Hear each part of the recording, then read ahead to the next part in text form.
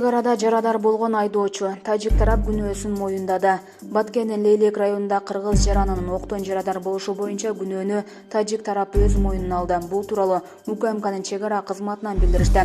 Эске сала кетсек, 22 декабрь күнү Баткендин Лейлек районунда тажик чек арачылар ок чыгарып, кыргыз жараны жаракат алган. Алдын ала маалыматтар боюнча кыргыз жараны Лейлек районунун Максат Жаштык жолунда КАМАЗ үлгүсүндөгү унаа менен кетип бара жаткан. Жол кыргыз-тажик чек арасын бойлой жайгашкан. Айдоочу арыктан суу алуу үчүн токтогон маалда анын жанына Тажикстандын 3 чек арачысы келип унаага отуруп, андан Тажикстандын аймагына өткөрүүнү талап кылышкан. Айдоочу жолун үчөө менен улантып бара жатып, башка автоунаанын жолун тосуп кыйкырганга жетишкен. Чек арачылар КАМАЗдан түшүп, айдоочу андан ары жолун улап кеткен. Бирок тажик чек арачылары автоунааны 3 ирет атышкан. Мындан улам эки өлкөнүн чек ара кызматынын өкүлдөрү жолугушуп сүйлөштү. Тажик тарапка окуянын хронологиясы көрсөтүлдү.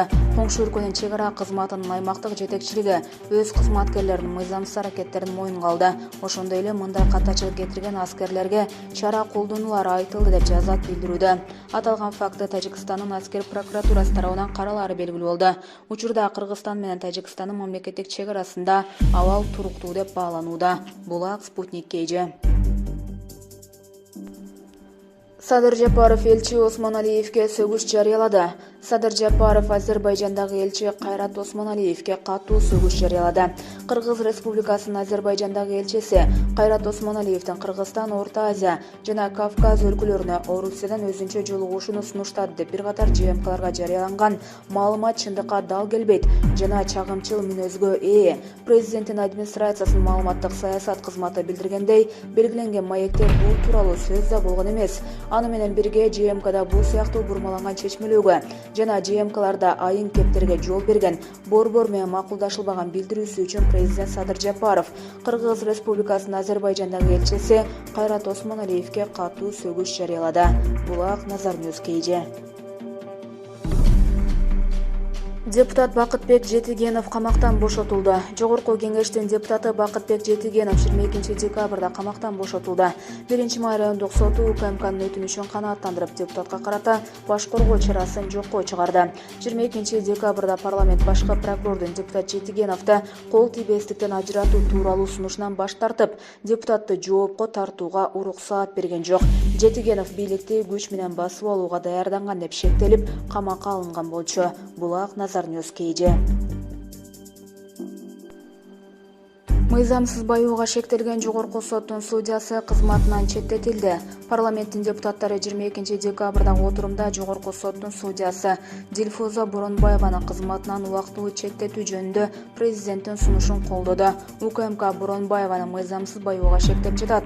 Отурумга катышкан президенттин жогорку кеңештеги ыйгарым укуктуу өкүлү Алмаз Абытов судьялар кеңеши Боронбаеваны кылмыш жаза жоопкерчилигине тартуу үчүн макулдугун бергенин билдирди. Булак Клоп KG. 4 жаштагы кыз каза болгон апасы менен бир нече күн үйүндө жашаган.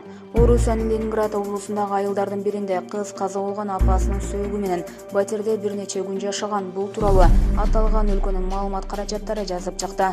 Маалыматка ылайык 40 жаштагы аял дайыны чыкпай калгандыктан анын жакындары полиция кызматына кабарлаган. Полиция кызматы аялдын жансыз денесин өзүнүн үйүнөн табышкан. Үйдө аны менен чогуу 4 жашар кызы дагы бар экендиги белгилүү болгон.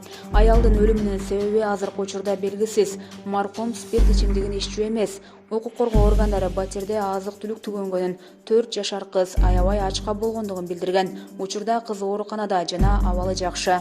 Булак Чындык KG.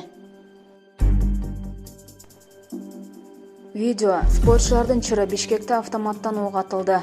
Бишкек шаарынын борборунда ок атылды. Окуя кечээ 22 декабрда саат 20:56 болгон. Бөкөнбаев көчөсү менен Эркиндик бульварынын кесилишиндеги көп кабаттуу үйдүн короосунда жигиттердин ортосунда чыр чыккан. Алардын бири ок атуучу куралдан ок аткан. Акипресс агенттигине жаңжал спортсмендердин ортосунда чыкканы белгилүү болду. Булак Баракелде KG. Интернетке тараган видео. Судья менен жубайынын унаадагы окуясы боюнча билдирүү. Социалдык тармакка тараган видео боюнча Ош облустук сотунун маалымат кызматы комментарий берди. Буга чейин 19 декабрь күнү социалдык тармакка жол таныбас унаанын ичинде отурган аялды чаап жиберген адамдын видеосу тараган. Интернет колдонуучулар ал адам Ош шаардык сотунун судьясы Кылычбек Истамкуловго окшош экенин жазышкан болчу. Маалыматка караганда Кылычбек Истамкулов үй бүлөлүк пикир келишпестик болгондугун түшүндүрдү. Анын айтымында жубайы жаңы жылга карата кечеден кийин кызуу абалда унааны айдаганы жатканда аны токтотуу аракетин көрүп жаткан учурун бейтааныш адамдар тымызын видеого тартып алып, социалдык тармакка таратышкан. Ал жубайы бул окуяда жасаган аракеттери туура эмес экендигин түшүнүп, орун алган пикир келишпестик жокко чыгарылганын тастыктады. Бул боюнча жогорку соттун жетекчилиги териштирүү жүргүзүп, судьяга кантыксыз болуусу эскертилди. Булак турмуш KG.